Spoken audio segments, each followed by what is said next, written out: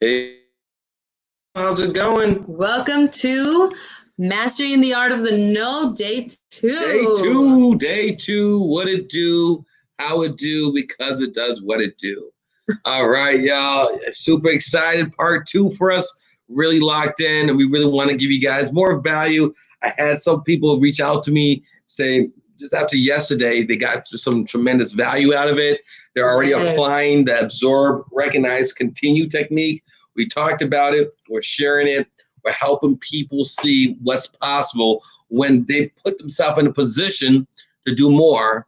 So yes, we're here, guys. We're gonna be here every day from at 5 p.m. MST Arizona time, and we're gonna be providing you guys with the 6 focus points of mastering the art of the no, which is an ebook. Elijah, you guys can get that actually by texting Elijah to 59224, and we're gonna be dropping it in the comments so you guys can get your ebook. Plus, we have an audio version for you who don't want to read. Non-readers, you can just listen to it. And the big idea is we just want to provide you guys with some tools so that you can start closing deals quickly and consistently, because too many people, too many investors are waiting until, they have all the right leads, until they have all the right systems, the magic list, the perfect motivated seller to actually get a deal done. And we want to make it really simple for you guys that it really takes you to actually master this art, to actually start, going across those no's, right? Taking as many no's as it takes to get that first deal, which means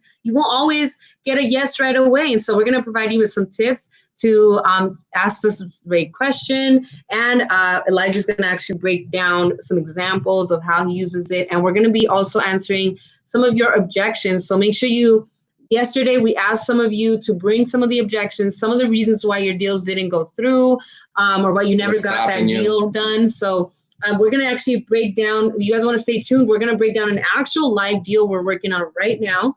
And we're going to show you some proof of what's going on and break you down the actual, what it takes even to just get a deal done. So not only do you have to take multiple no's in the beginning, but you also have to do it through the deal process. For sure. And I think what's really important to understand is that in a position where all are in, there's so much uncertainty, there's so much unclarity, what's going to happen, what's going to work. One thing that's going to always work is your ability to close more deals. You're increasing your sales skills, the believing in yourself, understanding that this is a craft. This is like you're playing a basketball player. This is like you're a football player. This is like you're a politician. This is anything, if you're an actor, anything that you focus, where focus goes, energy flows. Results will show. So let us know if you're here. Make sure you guys drop some comments in the comment box. Let us know where are you from. If we haven't seen you, we have Mark in the comments here. Hello. We see a lot of familiar faces, but also, guys, if you guys can do us a favor, share this with someone who will find value, because we're about to break some real tips down that can transform your business, that can help you to start closing more deals quickly. And we're going to do that by sharing. First of all, we want to talk to you guys about why we're here. We talked about, what we're doing, but we also do teach investors how to wholesale fire damage. Right. That's one thing we've been able to do. Like, as you know, 16 years, $250 million worth of transaction completed.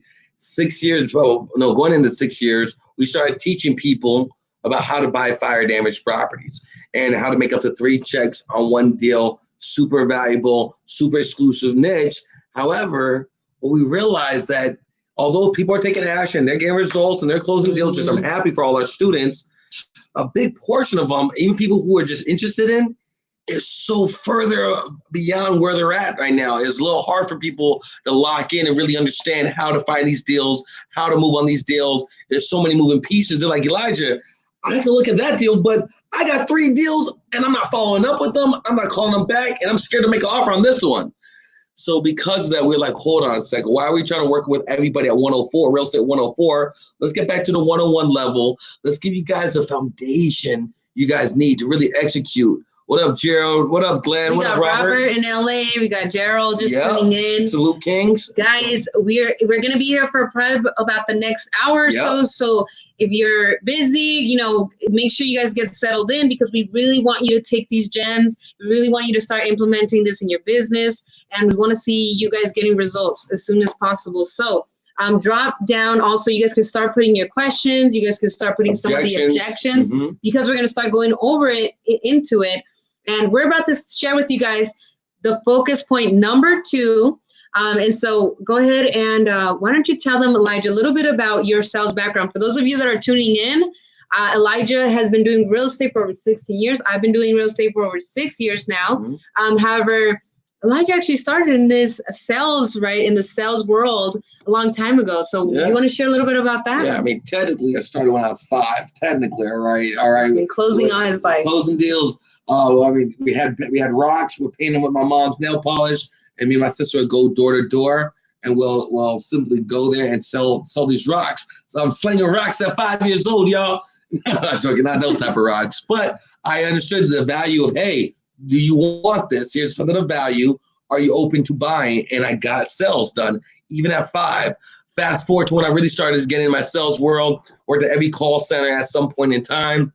And I remember working at this one call center, and one of the top sales guys, man, he's like, Elijah, you're really good. I hear you on the phone, but you're lazy, bro. You're lazy. I'm like, why I gotta be lazy? Your mom is lazy. But honestly, he's like, I'm the first one in here and the last one to leave. Me and this guy, his name is Lewis.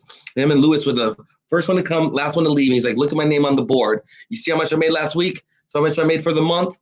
All right, there's a reason for that. Why don't you come in earlier?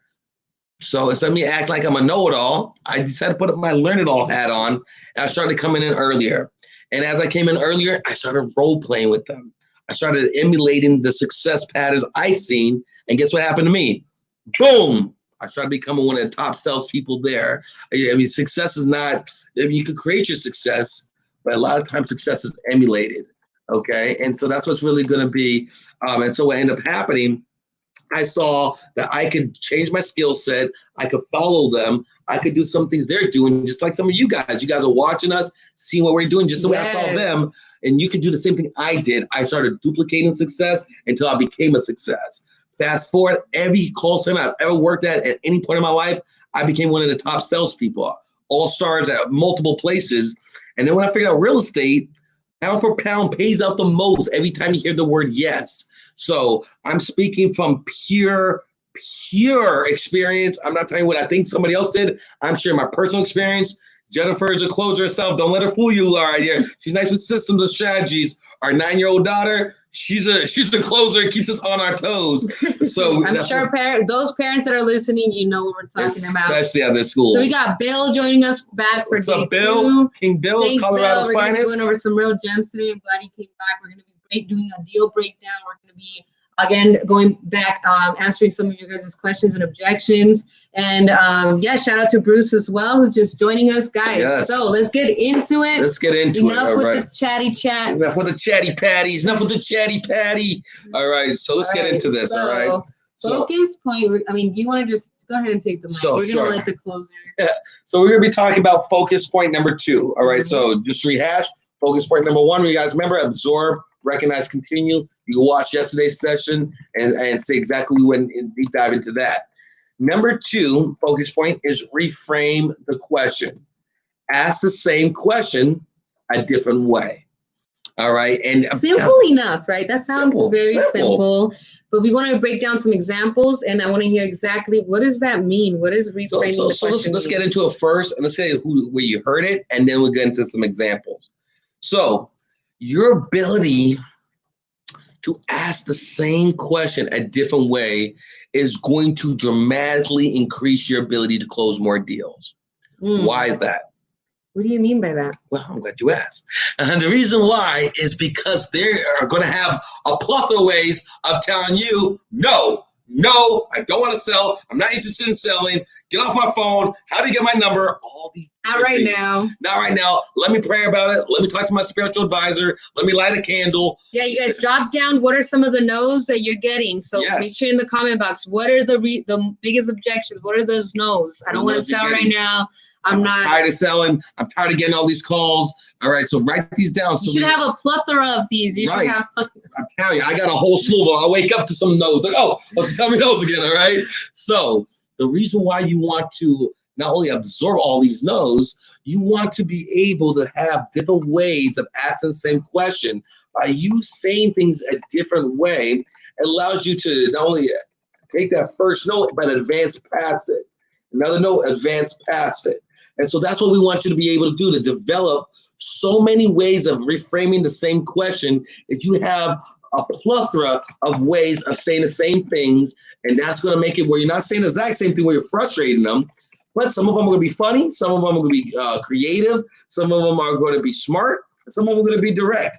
So that's why we want to really get you comfortable reframing the same question, okay? So make sure you guys share this with your other friends. We want to get you guys into this. All right, so let's get into it. So what's going to happen? Where did you hear this? Who's really good at asking the same question multiple times? Attorneys. Me. Oh, we'll get to your spouse in seconds. Attorneys are really good at this, right? Yeah. Objection, Your Honor. Re-ask the question. They're going to ask it a different time. Attorneys are really good at reframing the question, asking the same question different time. Politicians are really good at saying the same daggone thing 3, 4, 6 different ways. They're good at remixing the same exact question. So, and just so I can clear it up, and I want to make sure that I'm also helping some of you that are just getting started, right? When you're at reframing that question, I mean, that you're still wanting the same answer. Yep. I mean, you want to know if I'm selling the house, or you want to know whatever that is that you're asking that question, the same answer, you're just asking it in a different way. So it doesn't sound like you're just asking the same question over. So do you want to sell your house? Or do you want to sell your house? Do you want to sell your house? We're gonna get some techniques to do with it, but I just want you guys to think about getting in the mindset of who have you seen do this to you? Your spouse, your wifey, Jennifer is really good at reframing the same question, asking it a different way. All right, she's really good at this. All right, our 9-year-old daughter is good at asking for the phone and screen time multiple different ways, right? You know, hey, honey, you know, do you want to go? Do you want to go out tonight? Like, no, you know, I just want to hang out at the house, you know, Jenny. You know, I just want to hang out at the house. Not really feeling out. Well, hey, how about we go and how about we go to the movies? No, I just want to chill and relax. Well, can we go out and have some dinner out of these 4 walls? I just said no 4 different ways, but look how she's finding different ways to ask the same question. And if she does it right, she can break you. And eventually, like, you know what, that does sound good. Or, you know what, fine, let's just do it. All right. So think about the people in your life who's really good at asking the same question. Start thinking about how they do it to you. Think about the times you've done it in school. Hey, can I use the bathroom? Okay. Hey, can I pray outside? Okay. Can I take a walk outside? Can I stretch my legs? Anything not to sit in the seat, right? So there's the times you've done that, right? So let's get to some practical uses. All right. So when a seller says, all right, Elijah, no, I do not want to sell my house. What I like to say is, oh, Mr. Seller, I don't want you to sell your house. Have you ever thought about donating your property for profit? Right? That's a creative way. I like to go with the chuckle side of it, but it's real. How about you donate your house for profit? Well, if you donate it, it's usually for a nonprofit, but I'm calling it for profit. It does a mind twist on them. And sometimes they might chuckle and they're like, all right, sure, what are you thinking? It allowed me to overcome that second no. Another way of saying it, no, Elijah, you know what? Nah, I'm just going to hold off for now. I'm not going to sell the house.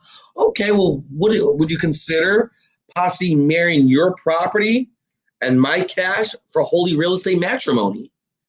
Right? That's another way of finding a way to ask the same question a different way. Another way of asking it is saying, hey, well, no, Elijah, I told you I'm not going to sell my house. Okay, what if we partnered up on the house? I buy the house, You part ways with the headaches, and then we'll divorce yourself of the headaches, and I'll take over the problem child. How about that? Now, you see, I'm relating to like a relationship, like we're married, we're divorcing himself from the headaches. I'll part with the cash, you part with the headaches, and I'll take care of it. I think some more, I don't mean to interrupt you, but I think some more applicable ways, because you're doing some really fun, changing your character, going outside the box, which is also very, I think that some people are not used to doing stuff like that. And if you want something just a little bit more mild, a little milder, all right, so you don't want to sell your house, what do you think about maybe listing it for retail? Okay, well, what about maybe doing a seller finance option where you're the lender, not the landlord? Okay, what about leasing it and we end up doing a lease option? So I'm asking multiple different ways of selling the property to me. And even if they say yes to a lease option, even if they say yes to maybe let you list it, I can always circle back around and make a cash offer again to them, right? The whole idea is to overcome that treacherous no, to absorb that no, and not let it knock you out, pack you out, but the Mayweather around those no's, don't let those no's hit you. You get, because half of this game is staying in the game, not getting that click. And now I'm on to the next one, and now you're carrying that one, and now you're on the phone. Man, they're going to hang up on me too. They're not going to say yes. Well, all that negative self-talk won't even allow you to reframe the question.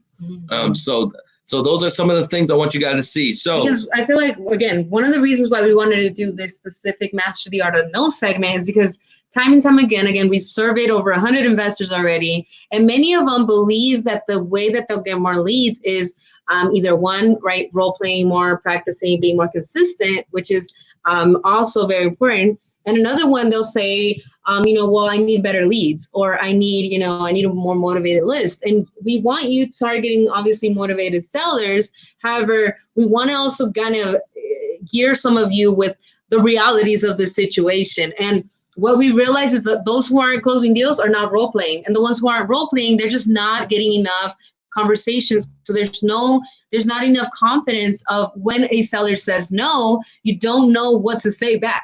And so, or you believe that you're getting into the call and that person's going to say no. And so now you're not even picking up the phone. And so these are some simple tips that you can start implementing when you're on the phones, regardless of what you're asking for, or regardless of, the steps of the sell.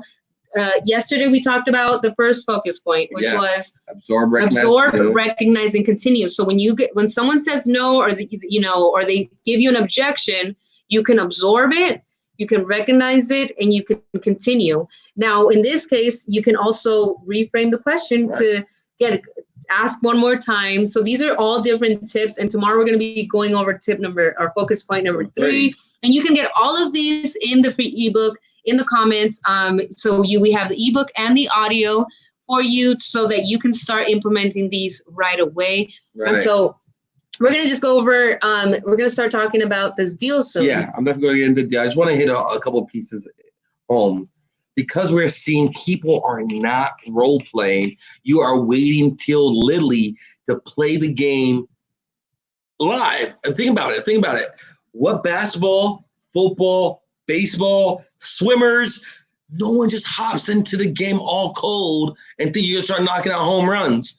And so that's what's happening. I'm seeing this happening here. And I really want to make sure people understand the importance of making sure you role play. The more you role play, the more your role pays. All right? Because what happens is you get to test out the material. You can try one of those Elijah jokey ones and see how it sounds. You can come up with one of your materials. You can see how does it sound.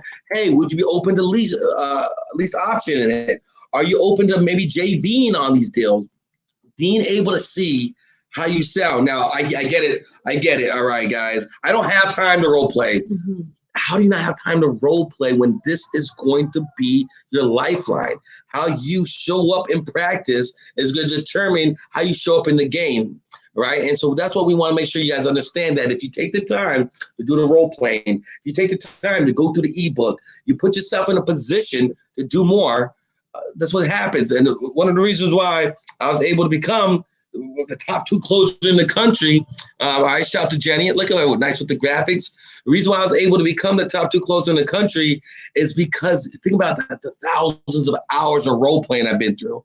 Think about all the different conversations and techniques I was able to develop over the years. So when it's time for game time, when it came time for game time, I was able to put myself in a position where it's second nature to me. It was natural to me. I knew how to talk with them. I have so many different material options. I know how I sound. I want you guys to get used to hearing your authentic voice. Right now, you're going to hear myself. You probably hear Keith Everett and, Pace. You hear a lot of these guys are doing it. And Brent Downs, a lot of guys are getting to it. And I definitely want you guys to follow them, learn from them. However, what we do isn't going to show up in your check. So before we go into sharing, this deal that we're gonna walk you guys through step by step on this deal, put on the comment box if you guys want to hear more about it. Again, we don't want to bore you guys with talking about the real deals we're closing. But if you want to hear more about it, make sure you let us know in the comment box. Let me get you guys know what I need. Let me get an A. Throw me some AYEs. Are you guys ready for us to get into this part? Let me get an A. Let us know A, so that way we can you guys are with us. Move forward. We want to know who you're with us, and also start thinking about what are some objections. We want to challenge Elijah. Can he really master the art of the no? Is he really the master of the art of the no? We've seen him at the Closer Olympics. If you didn't see him, highly suggest you watch it. You're also going to be able to hear from all the other closers that are crushing it in the game. However, what does it take to master the art of the no? You guys, make sure you drop it on the comment box. What are some of the objections you guys are getting so we can, put Elijah to the test? Yeah. And let's hear about this deal breakdown. So we're going to break down this deal. We're going to talk to you guys about all the different no's, okay, that happen from getting the deal to actually getting it into escrow, because this is the side that most people don't talk about, right? Everybody likes the checks. I want to see the cash. We can show you those too. Right. However, what we want you to start looking at is how you master the craft and how you actually get those checks. So thanks, Josh. Thanks, Robert. What up, Renee? What's up, Bill? Thank you, David, Gerald. Thank y'all. Make sure you're with us. Thanks and like I said, make sure you're in here with us. So that's what I'm talking about. That's what I'm talking about, D. I see you, sir. Make sure you guys share this for me, and make sure you guys put your questions. Questions and objections. Questions and objections. I'm going to be answering them. This is your chance to get for free $99 as much value as possible. Let's just answer this one. So we have Josh is a boss. Josh is a boss too. So this is one reason why seller told him no. All right. So capital gains plus depreciation recapture. So he's dealing with a CPA or attorney or a high level investor, because the average seller has no idea what either of those two are, right? However, let's talk about it, because you might get an extremely knowledgeable seller. So a seller says, no, I'm not going to sell because I don't want to pay capital gains. Wow. Absorb. So recognize by repeating, so you don't want to sell because of capital gains. Well, let me ask you this question. If I can find a way to get you out from underneath this headache, all right, put yourself in a position where you sell the property for a fair price, where you're able to get some cash now, you become the lender, not the landlord, and we defer those capital gains out, where you're still making cash flow, you're minimizing the amount of capital gains you have to pay, and you're deferring it down the road. Would that be something you're open for? So now I just walked them through a seller finance strategy, or possibly wrapping a note and carrying back a second, okay? Also, you're not able to get your depreciation recapture. Well, like I said, there's a question I have to ask you. What will play more for your current circumstances as well as your future circumstances? If he could get you, if you have to recapture some profit now to pay for the headaches you're dealing with now, versus having some depreciation you're able to write off over 2 to 3 years, I'd much rather you take the cash now and avoid having to pay headaches, avoid utilizing all your time, because I don't think you're calculating that cost, are you? Now, you see how I shifted from, we're only talking about depreciation and tax numbers. That sounds good, but when you have a headache right now and there's a pain right now, let's talk more about that for a little bit. And so that's how I would handle and address that for us. All right, Josh? Good. That's a really good one. That's good for sure. Okay, so. No, not yet, maybe later. No, not yet, maybe later. Ouch. Interesting, Robert. Wow, no, not yet, maybe later. Well, this is my thoughts. Let me know how you feel about this. If we were to sell the property now, before the market collapse, We're at about 35 million people unemployed. Once you get to 40 million unemployed, unemployment runs out. There's moratorium on we can't foreclose on people. Once that changes and the tidal wave of foreclosures starts engulfing, just decreasing values, you'll much rather have this property sold at top dollar versus at maybe half of the amount that you're thinking of now, right? So that'd be something you'd be open for. And what happens if you sell it later? Do me a favor, grab a pen and paper for me. All right, let's do a plus versus a minus. Let's write down the pluses of selling it now versus the minuses of selling it now. That's called a Benjamin Franklin clause, right? Do a plus minus. Let's try and walk them through it right down. Like, so a plus would be that you don't have to leave right now. A plus may be that you get to keep and stay comfortable where you've been at for so long. So right, as many pluses, and when they're out of pluses, you come up with more pluses. So they see that you are a champion for them not selling the house. Then you write down the minuses. They're going to run out. You're going to keep coming up. Market's going to shift. Not sure what's going to happen. Don't know when this is going to happen. These are going to be some simple techniques to allow you to overcome some of these objections. I get really passionate with it, guys, so I just want to make sure you guys have some techniques. Do you want to do a simplified version of that? So it's just a plus versus a minus. You write down the pluses for them not for selling it later versus the minus of selling it later. And then once you write down, there's 8 pluses, there's 12 negatives. I mean, it looks like numbers don't lie. The obvious decision is pretty obvious. The decision is obvious, isn't it? We look at the 12 versus 8, that's 4. Let's make the smart decision. What do you say? Now they are looking at it while you're on the phone. They're looking at the piece of paper. Have them read it. So break it down. So let's go back a little bit. Okay, so going back to it. So what is it that you need to address? Because you hit some pain points. So what happens is the seller is not acknowledging all the downside of really waiting. They don't understand what I like to call it the penalty for procrastination. All right, that's something I like to say. The penalty for procrastination. So Mr. Seller says, I don't know, I'm going to hold off, man, not now, maybe later. Great. I think maybe later might be the best for you. But what I like to do is remove all emotion and make sure I'm making a logical decision, because somebody that's smart like yourself makes a lot of logical decisions. So what I will do, I'll have them say, do me a favor, grab a pen and paper for me. Now, as they grab the pen and paper, I'm going to have them make a T in the middle of the paper. To the left, write down plus. To the right, write down minus.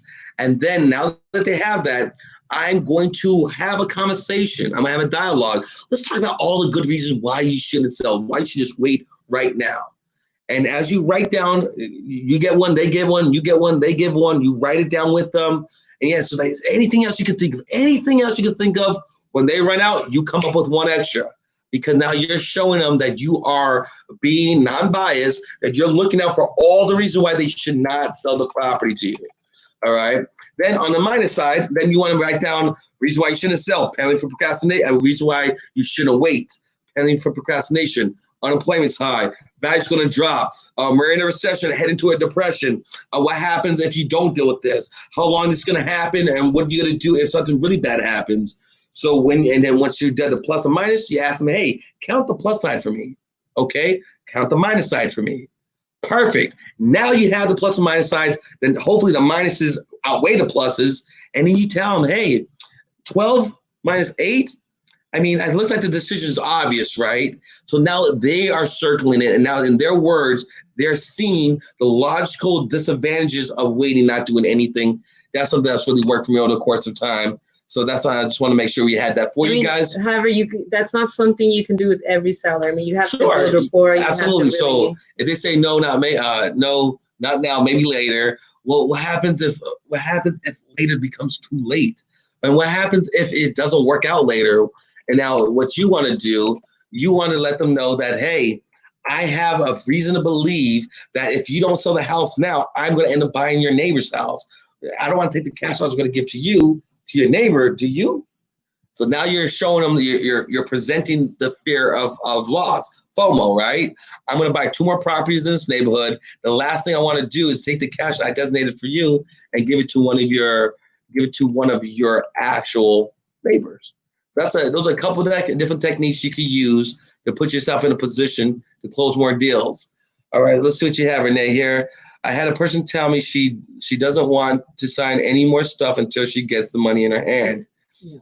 I'll say, by all means, my dear, trust me, I would love to meet you in the alleyway and sure. I mean, I'd love to go meet you in the alleyway and give you a brown bag full of money. Right. Unfortunately, I don't know if you have back child support payments. How many kids do you have over there? Ha ha ha. We do a little chuckle out there. Honestly, this is real estate. I dot the I's, cross the T's. Let's make sure, listen, I just need a simple agreement to put yourself in a position to buy the property. What you got, Jenny?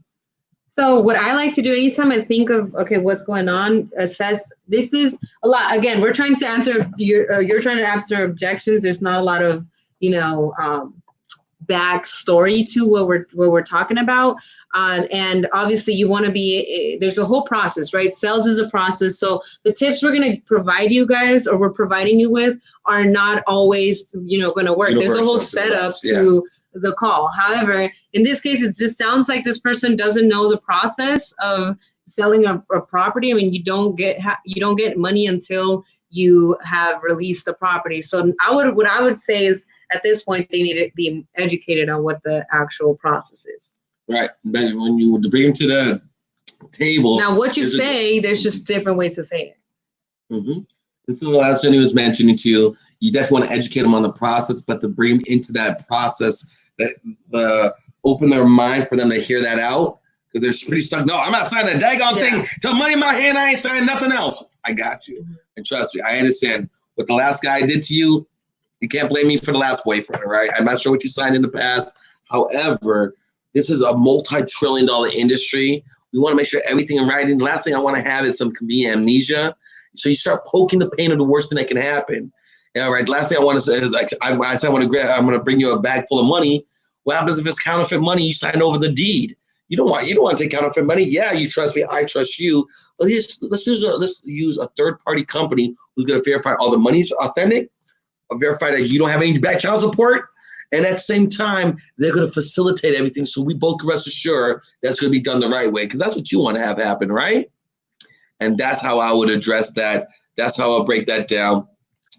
So that was that one. Thanks, Renee. You guys keep dropping your objections or the situations that are holding your deals from closing, wherever you're getting stuck. Remember, mastering this isn't just about acquisitions. We're talking about disposition. Right. We're talking about processing, the escrow process. Mm-hmm. I mean, there's a lot of ways that people get stopped because they don't know how to get, how to master this art, how to get things done. And so we're going to break down an actual deal right now that Elijah wanted to make sure we shared with you. So we are going to do that. Okay. So this is Why don't you give us some backstory on this deal? Before we do it, let us know if you guys want to hear about this deal. If you guys are open to hearing about the deal, this is one of the deals I'm closing for the Closer Olympics, by the way. All right. So one of the audience members who sent in the deal, he's getting paid on this. And so he's extremely excited. And he's like, dang, after I break this down, he's like, there's no way I would have done this. I wouldn't even thought about some of these structures, how many different no's I had to overcome so we could get this check on the table. Okay. So make sure if you guys have deals that are falling apart, if you have objections that's holding you guys down, write it down. You guys can see we're solution engineers. We solve problems, and we make sure we position ourselves as trusted advisors, not just some investors with cash. And let alone fire damage deal in every deal we do. All right. So make sure you guys write those down. I'm going to make sure you get those answered here. Okay. So let's get the backstory. Yeah, let's get the backstory. Quick backstory. So what happened here? This is from the seller in North Carolina. He owned the property. He believed it to be free and clear. North Carolina deal for Closer Olympics. The property is worth probably about $250 to $280, depending on what type of repairs and updates you do to the property. And what ended up happening is that the seller didn't want to sell for less. So we went back and forth. And is this one of the buzzer beaters? I got him to say yes, like 3, 2. He said yes right before we let it go here. And so that's what ended up happening, where we put ourselves in a position where he agreed to say yes. After he said no a couple of times to me, I was able to get him to say yes. So that's the first no I overcame. Then we signed contracts. We got everything in place. Now he has his brother living there, who is not the most easiest person in the world to deal with, right? He's not the easiest person in the world. So we need to see the property. We need to get in there because we trust everybody, but we verify everything. So we now to get in there to see the property. I had one of the guys who lived in North Carolina, had him go and take a look at the property.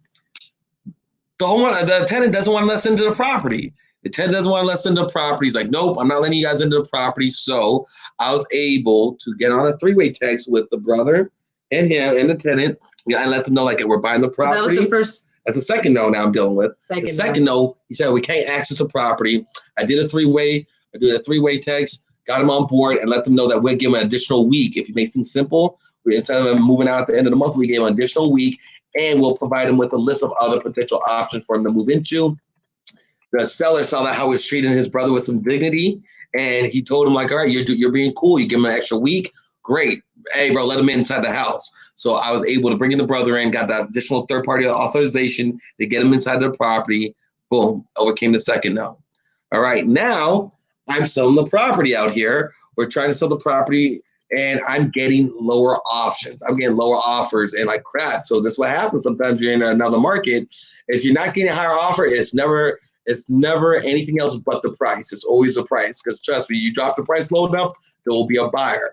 So as I'm getting these offers, I'm like, crap, I'm not getting anybody to play ball. So what did I end up doing? I ended up getting a home inspection done. I knew the property needed more repairs than what he initially knew, because it's been a while since he's been there. All right, it's been a while since he's been there. So what ended up happening was this.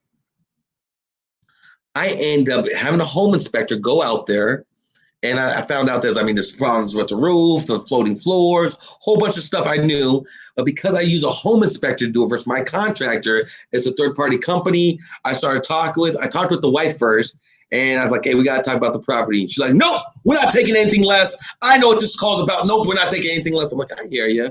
I don't want you to take anything less. At the same time, there's some unknowns he didn't know about. I didn't know about it. So let's see what we could do now that we discovered these unknowns. So that's the third no I overcome from the wife before she even passed the phone to the husband. Then I'm on the phone with the husband now. So I'm talking to Preston, and I'm walking through the process. I'm letting him know, hey, there's a lot more money on the table that we thought about. There's about $30,000 worth of more damages that we thought about. How about we, like I said, let me get a $15,000 price reduction, and then we'll go ahead and cover the rest of the tab. He said, no. I'm not. This is too much. I can't do away with $15,000. That's too much money. I'm giving away my house. So I told him, okay, well, what did you feel is fair? Because if you knew about these extra items, I'm sure you're gonna tell me about them. And if I don't fix them, you're going to have to fix them, or whoever you sell to, they're going to eventually find these things out. Now that you're aware of it, and because you didn't know about it, there's no way we could have negotiated it, or she gave me the price I'm asking for up front. So what can you do? He's like, well, I'll do $10,000. Like, I was only asking $15,000. Cool. I'm like, all right, I'll do this $10,000, but on one agreement that you have to do for me. I use my testimonial clause. Tell him that as long as if he drops a $10,000 price point, drop it $10,000, we get ourselves in position to close escrow. I close escrow. I do everything else I'm going to do. The one thing I'm going to need in return, I'm going to need a recommendation testimonial letter from him saying that he's pleased with the results I provided for him, and that you refer me to other people. And next time in North Carolina, because I really should be getting $15,000, I'm going to take the $10,000. But next time I'm in North Carolina, you and your wife have to take me and my future fiance out to dinner. I need a dinner credit. All right. And so he starts laughing. Dinner in North Carolina. Yeah, we got dinner. So he starts laughing. He's like, oh, man, you're crazy. Okay. All right, let's do it. I'll take you to McDonald's. Like, no, McDonald's has to be a real cooking location. So he says, yes. All right. So I got it done. Now, hold on. I don't know if people are you guys still here with us? I think we might have lost I don't see anyone in the comments. We lose somebody. If this is fire, if we give me some fire, type fire in there for me. Throw me some flames, throw me some fire. I'm giving you guys the play-by-play breakdown of all these no's that would stop. The wholesaler who sent the deal, like, man. It's not just getting the deal, guys. There's so many pieces. So many different ways it's going to fall apart. You saw we're already on the fourth no. We got more no's to go through. All right, but let me get some fire. If you want to hear the rest of it, let us know in the comments. Hit me with some fire. Type in comment fire for me. There we go. There you go, Erica. Thank you. Throw me some fire. There we are. Fire emojis. Let me get some fire in there. You know, I'm trying to get there you go, Bruce. Thank you. I just want to make sure I ain't losing you guys. All right. Thank you. All right. So. Let's go. All right. So now. If you're just joining us, make sure you guys watch the replay because we're breaking it all down. Breaking down a deal we closed during the Closer Olympics. So we're in the process of closing. Yeah. So now he agreed to my price drop, my price reduction. Now, so I get the title report back. We got the buyer on board. The buyers, me and the buyer go back and forth. He tries to tell me that he needs a $50,000 price for repairs. I showed him the home inspection report, worked the numbers. He says no, he's not going to buy the property at that price. I'm like, well, I'm willing to celebrate this price. So you showed the buyer the home inspection. The home inspection, because he was trying to allude that there's more repairs than I know is really there. So I used the home inspection not only on the seller, but also on the buyer to overcome that initial no, because he said, no, I'm not going to buy it at that price. Once I showed him the home inspection report, I showed him what the numbers I've calculated is pretty accurate. He went back out there with his contractor and saw the numbers I talked to him. Was actually right. He's not dealing with a rookie, not dealing with somebody who's novice, and I have facts to back up my stand and substantiate my claim. What do you have? And so that allowed me to go ahead and that's a fifth no I overcame from the buyer. All right. So now we got the buyer locked in, we got the seller locked in, the tenant's cool. The deal should be done, right? No. So I get the title report back. All right. So once we get the title report back, we get the title report back, and guess what's on the title report? My guy, the seller, paid off the lien. He paid off the lien. And 1 second. And so he paid off the lien, but what ended up happening, the lien release that Wells Fargo, he paid off this lien 10 years ago. So 10 years ago, he paid off this lien release. Well, they signed off on the lien release, but they recorded it in the wrong county. So my title company saying, no, I can't close. I can't close this deal until you're able to get that lien recorded in the right county. I'm like, well, isn't that something you guys should do for me? No, you do it. That's not how we do it out here in North Carolina. I'm like, dang, lazy SOBs. So let's show them what it looks like real quickly. So that's a 6-0 from the title company. So I want you guys to see what it actually looks like here. All right, so it's kind of hard to see, but it was recorded. It was recorded in Mecklenburg when it needed to be recorded in Durham. So this lien release, all right, it's good, right? However, it's not valid because recorded in the wrong county. So I get on the phone with the seller and Wells Fargo. Well, first I had to call through like 5 different banks because one bank sold it to another bank, that bank sold it to another bank. So I spent about 2 hours going through the bank trail. Now one lady said, sorry, there's nothing I could do. So God, it gave me it. So that's a 7th no. The bank saying there's nothing we could do. We can't find it. I get on the phone with the supervisor. I had a supervisor do a 3-way call with their loss mitigation department. And then we found the record of who they sold it to. Eventually found out that Wells Fargo had it. So now we got on the phone with Wells Fargo. And now this is like 6 hours worth of calls later, right? But now I'm on the phone with Wells Fargo. And Wells Fargo saying, yep, we find it here. We had the lien released. However, it's in the wrong area. Well, guess what happens now? That Wells Fargo saying, I'm like, well, we're ready to close next week. We're ready to close right now. I'm like, well, sorry, no, we can't re-record that. It's going to take us 30 days to find that loan. Then it's going to take us another 30 days to get it recorded. So the fastest we could do this is in 60 days. Y'all, hopefully you guys are seeing all the time, all the different ways this deal could have blown up. So that's an 8th no. Wells Fargo telling me you can't get it done any sooner. So a lot of you guys would fail. A lot of you guys would stop. Wells Fargo said it. Or you waited 60 days. Who knows if the buyer's going to stay that long? Might close the escrow as well. I have to get the earnest money back, and I might be out of escrow with my seller. So now I'm on this 8th no, but because my years of experience and I have that reflex muscle, I hear no, and it gets like, oh yeah, all right, let's think through this no. You're having them change the rules over there. Yeah. So what I end up doing, I called the county recorder's office. For Durham, where it needs to be recorded. Explain everything. Talk to the supervisor. Me and the supervisor discuss what if I go back to Mecklenburg, about 2 hours away, the city where it was misrecorded in, get a certified copy from them. Wait. How many of you guys would have stopped right there? Let us know in the comment box if you would have stopped and Wells Fargo said no, and it's type stop in the comments if you would have stopped. If you like, hey, that must have been God telling you it's not gonna happen. You're on your 8th no. Type stop if you would have stopped. Be honest. Keep it 100. Keep it a buck. Keep it a buck. I would have Listen, I was considering it. I considered about like, nah, I'm too. I got all the pieces in place.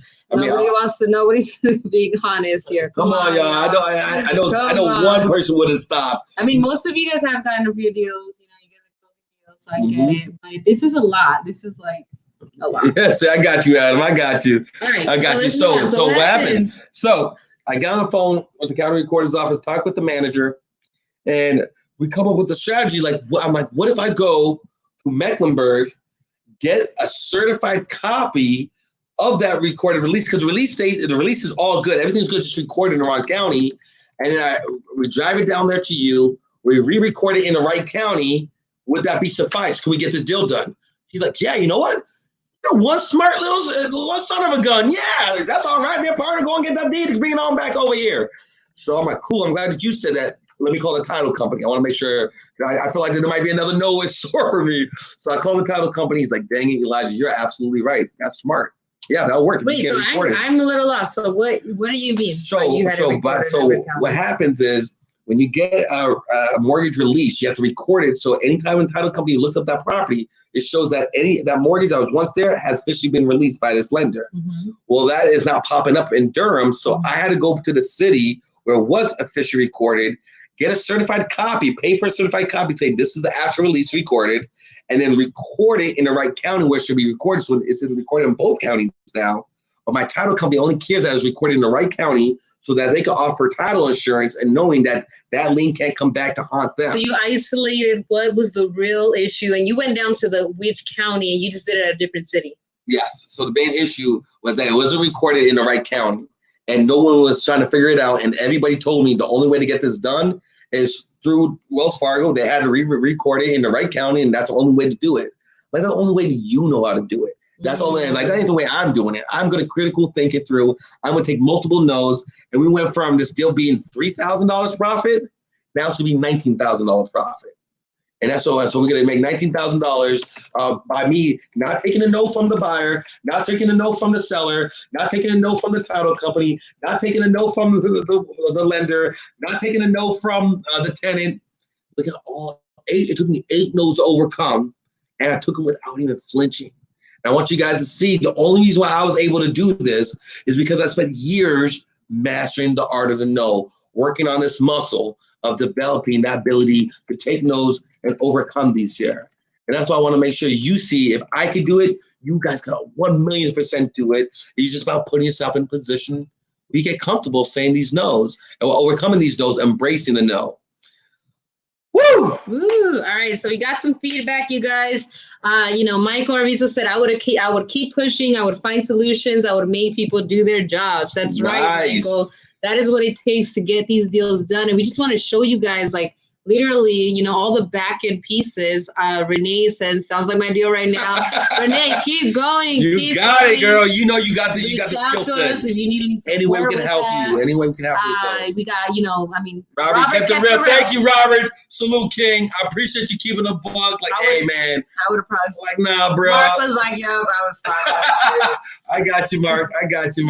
And Erica's like, or would have asked, what did I do? Like, what? Yeah, exactly. So, guys, we get it. And this is the part is we just want to keep expanding your capacity to master the art of this no, so that when you get a deal, it doesn't just stop. I mean, so many deals go that you could even lock up and you won't actually dispo it. So remember, a lot of people, they celebrate when they get that first offer. The contract. The contract, but we have to understand you're a problem solver, and when you allow things to get in your way, then we're not getting our deals done. So my boy said in solution engineer love.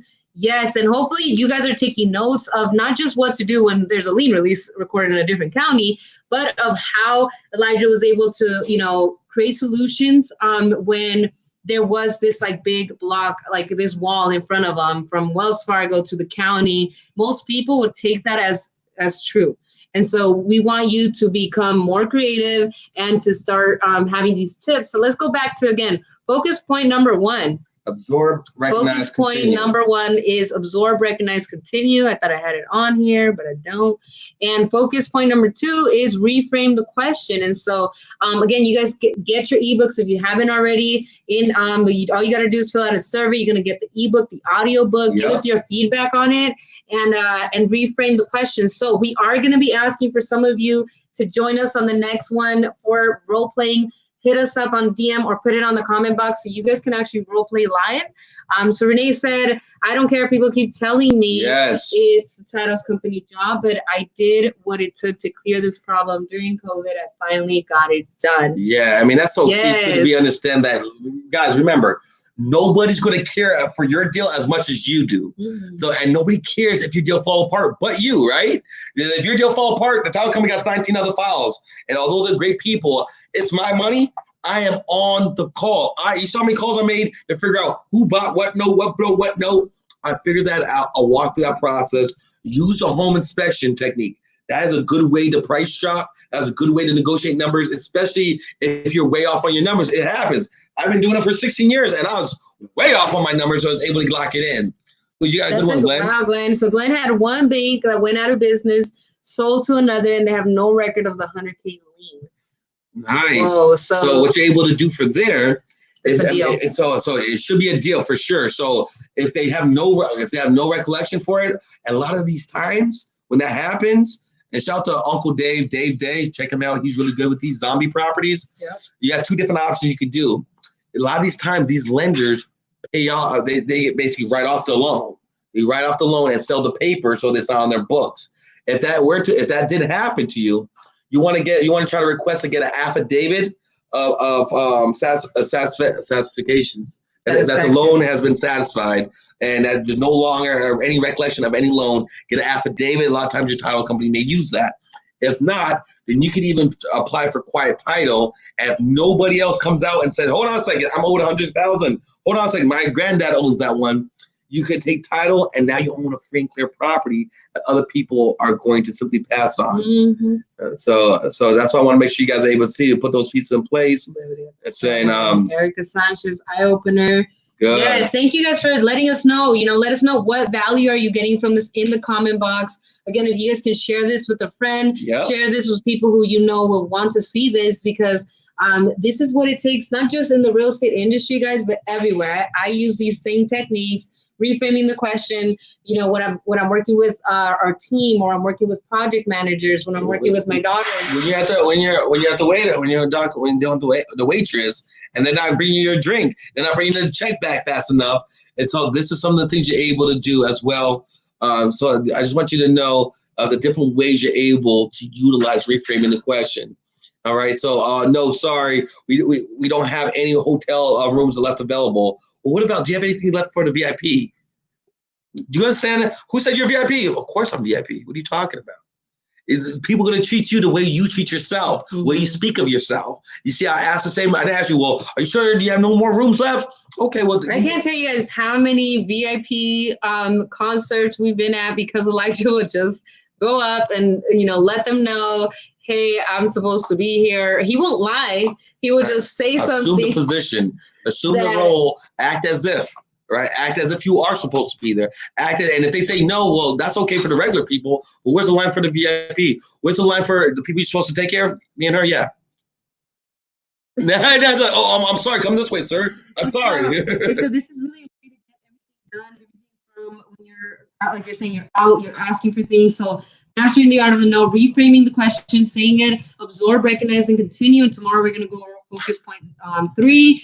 We want to leave you guys with, just knowing that you guys can come back. Make sure you guys bring your objections so we can bring your objections. I want us to help you go through these. We'll be doing probably parts. Another deal breakdown so we can show you guys all the different no's and what it actually takes. If you guys like the deal breakdowns, let us know in the comment box as well. If you guys want to see another deal. And anything else you want to leave them with? Yeah, no, we just want to give value. We've seen that so many people are teaching, scaling up, automation, marketing techniques, and it's all valuable. It's all valuable. It's all valid. So definitely utilize it. However, I don't see enough people giving the fundamentals, getting you guys out those first couple deals on the table, getting that evidence that you could get, you can move somebody from a no to a yes. And if you do it once, you can do it again. We want to put yourself in a position to win every single time. And the more you do that, the better it's going to be, the easier it's going to be. Know that possible. Appreciate you, King. Appreciate you, King. Yes, sir. Hello, Chris. Yes, sir. Appreciate so we got Erica. Erica's been hanging out with us here. So we appreciate all of you guys showing up, showing out. We'll see you guys tomorrow for day 3 of Mastering the Art of the No. We got some other stuff planned for you guys. So make sure you join us back here again at 5 o'clock. And if you're not part of the group Consistently Closing, make sure you be a part of our. We have some fun things coming for you guys. Yes, and Consistent Closing for sales. If you guys want to learn more about the fire damage niche, go to Fire Damage Profits. All right, Facebook group, be a part of it. Anything we can do to help add value. And as we like to say, each one teach one, each one reach one. Go to it today and be a blessing to someone, y'all. Salute. Appreciate y'all. Kings and queens. Bye. Bye.